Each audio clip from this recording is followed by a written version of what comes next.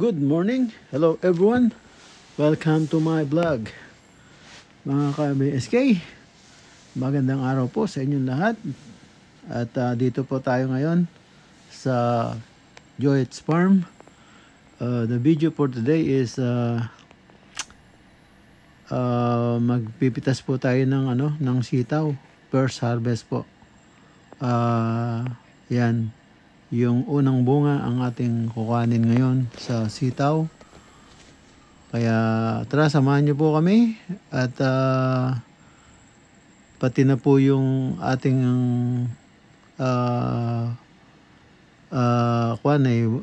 masyado ng makapal yung damo. So iparorotor natin para matamnan ng talong, saka ng sili at saka ng okra.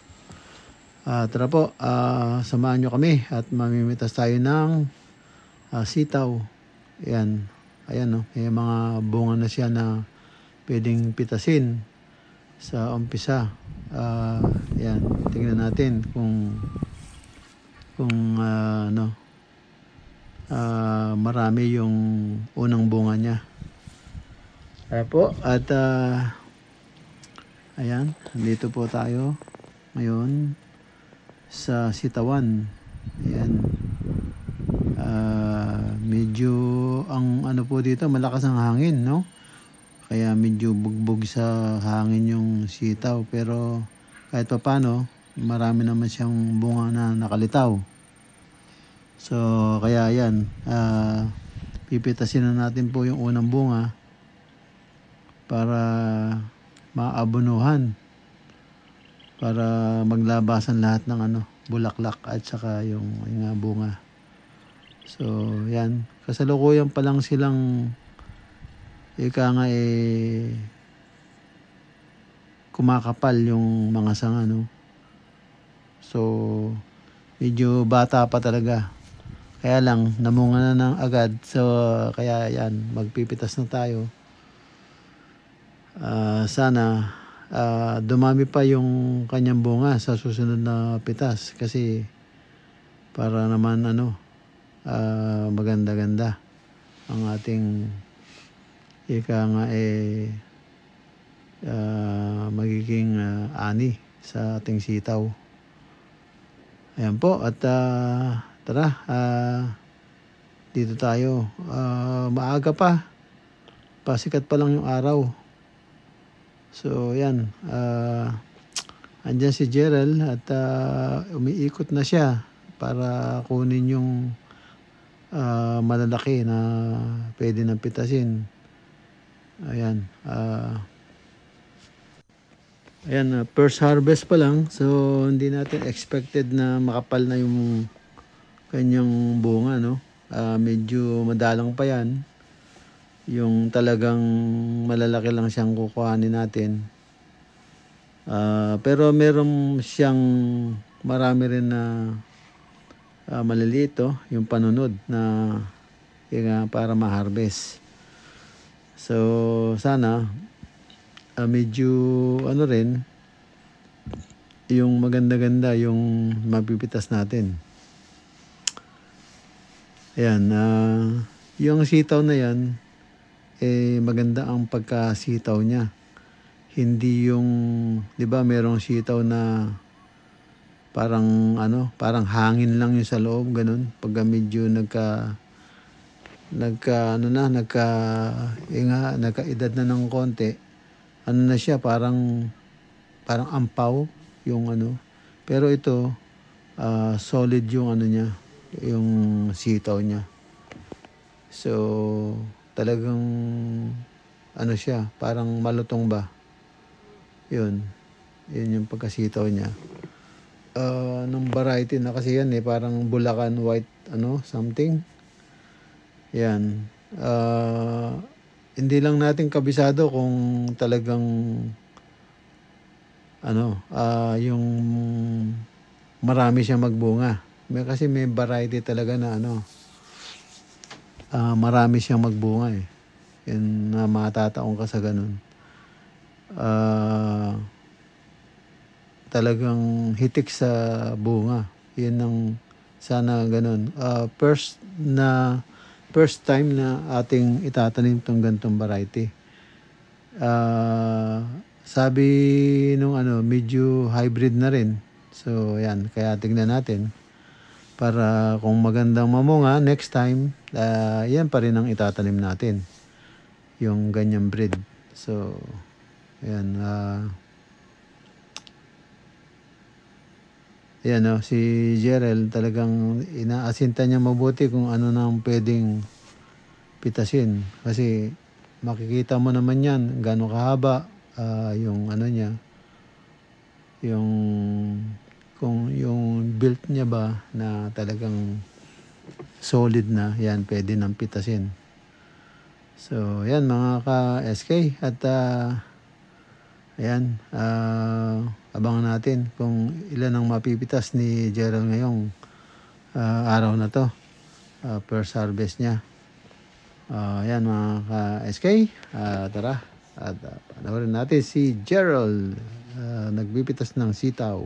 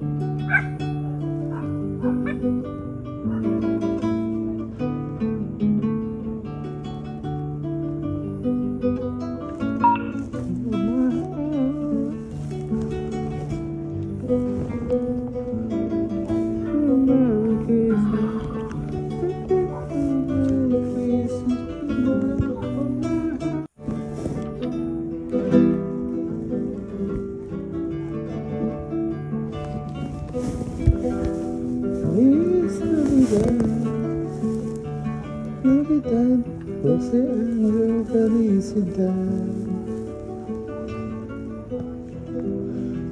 Feliz Navidad.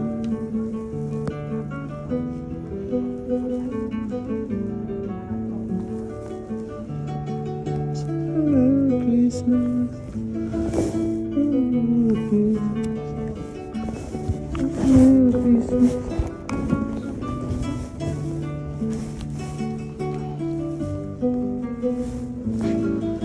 Ayan, ka-BSK, sa ganda ng tugtog napapakanta tuloy ako.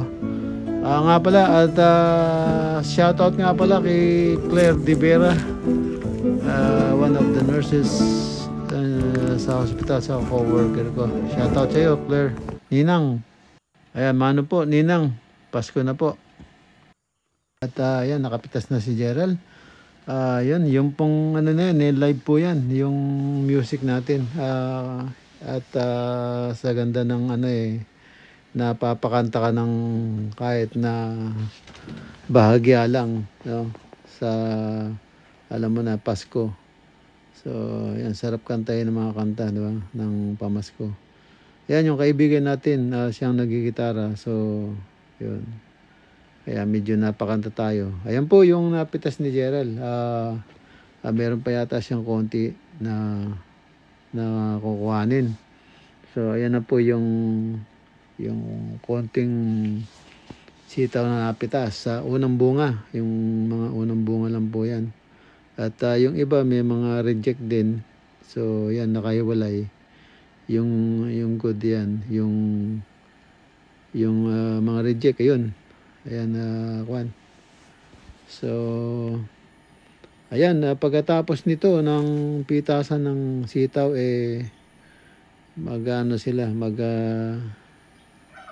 magbe break time, no?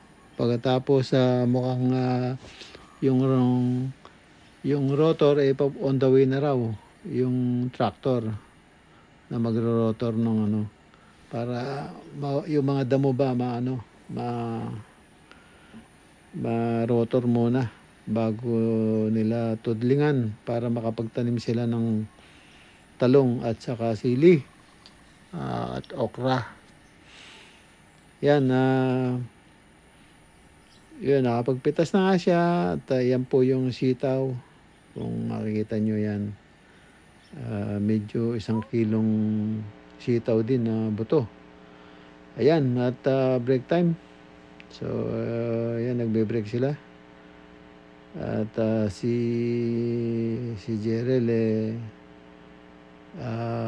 mukhang may ginawa. Ayan, yung isang kasama niya na yan, sa bukid, yan ang kasama niyang magtutudling saka magtatanim ng talong sa sili. So yan, after nito yung tractor parating na. So yan, makikita nating i-rotor yung yung bukid para pag ready matamnan ng talong saka sili saka okra. Ayan, at para matapos na to, yung ating punla medyo tumatanda, mahirap, baka mabansot na hindi na lumaki.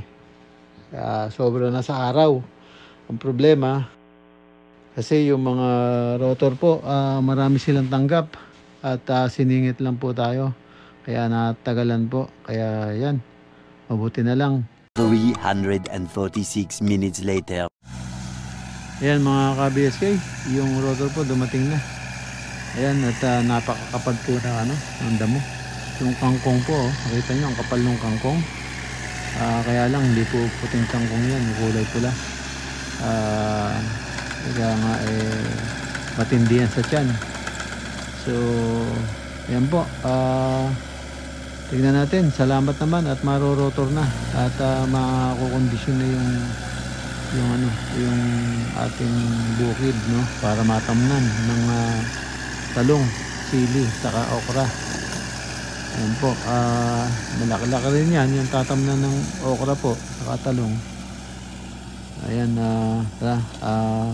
panoorin po natin. Mabuti na isingit tayo nung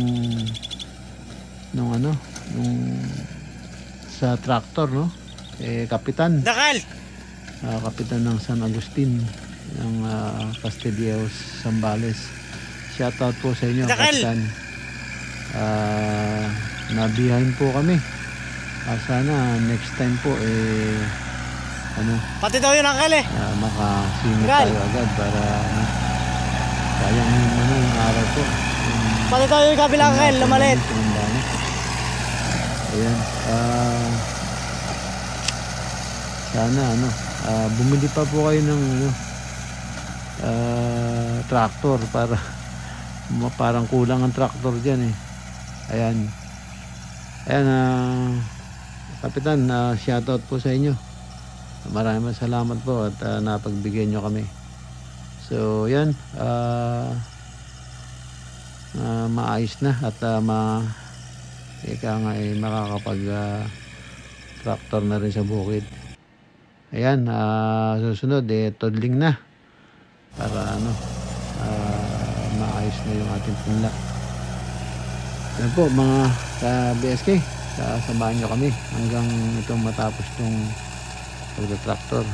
At bukas kita-kita naman tayo sa yung pagtutudling at makapagtanim ng talong, sili at saka okra. Ayan, yung ating sitaw nakapag first harvest na tayo. So yan, medyo late po tayo sa talong saka sili, pero yan, hahabol pa rin siguro yan sa magandang presyo. Yan po mga BSK, malapit-lapit na rin. Ayan, marami-rami na rin siya natatraktor. Kaya lang hindi niya ata mapuntahan yung sa kabila pa. Meron pa tayong dalawang malaking pinitak doon sa kabila. Natatakot siya na baka daw malubog yung kanyang traktor. Medyo may tubig pa kasi, pero hindi naman. Dati nga laging inaano yun kasi iba yung operator niya ngayon, so medyo hindi niya kabisado yung bukid. Pero yan, matigas po sa ilalim niya, yung malambot yung puno isang tangkang na yata. Kasi dati tinatanong ng palo yan, so kahit basa na papasok yung traktor yan, hindi lumulubog. Matigas sa ilalim, medyo buha-buhangin yan kaya hindi naman putik all the way hanggang baba. Ayan mga ka-BSK, at masaya na tayo at na-tractor na rin ang ating bukid para diretso na makapagtanim ng gulay. Ayan. Ayan, sana maganda ang tubo ng ating itatanim dyan, kasi matagal na bakante rin yan dahil yung pag-uulan ho ba, natandaan nyo na yung ulan ayaw tumigil. Lumubog yung lagi may tubig yung ating bukid at hindi tayo makapagtanim. At hindi naman tayo makapagtanim ng palay na dahil matrabaho, tapos maliit ang presyo, so sayang nang yung pagod. So kaya gulay na lang ating binalak tanim. Ayan, sana umabot sa pa rin magandang presyo yung ating itatanim. Hindi pa sana huli. Pero yung punla natin medyo tumatanda na. Sana gumanda yung sibol pag maitanim. Ayan, sa mga ka-BSK, at ayan, dito naman po muna. Natapos naman natin maghapon sa Joy's Farm. Ayan, medyo makakapagtanim na rin tayo bukas sa tudling na to, para maapuran natin. Ayan, maraming pong salamat sa lahat sa panonood, mga ka-BSK. Ingat-ingat po kayo kung saan man kayo naroon, at maraming salamat. Shoutout sa ating mga subscriber at silent viewers, at sa lahat ng aking co-workers at mga kaibigan dyan sa Pilipinas. Shoutout. Dito na po muna. Ingat po and God bless to us. Bye-bye po.